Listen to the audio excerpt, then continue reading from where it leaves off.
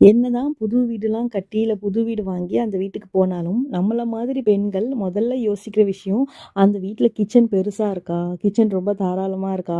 காத்தோட்டமா இருக்கா? வெளிச்சமா இருக்கா? இப்படிதான் நம்ம பார்ப்போம்.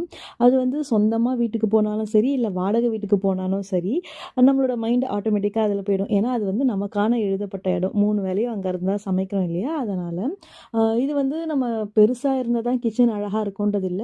சின்ன கிச்சனையுமே நம்ம வந்து அழகா கிளீன் பண்ணி நீட்டா ஆர்கனைஸ் பண்ணி வச்சா, அதுவுமே வந்து நமக்கு புடிச்ச மாதிரி தான் இருக்கும். அதுலயுமே ஒரு சந்தோஷம் தான்.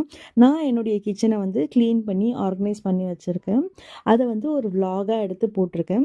இந்த வீடியோக்கு கீழயே வந்து சின்ன ஏரோ மார்க் இருக்கு இல்லையா? அதுல வந்து நான் குடுத்துருக்கேன்.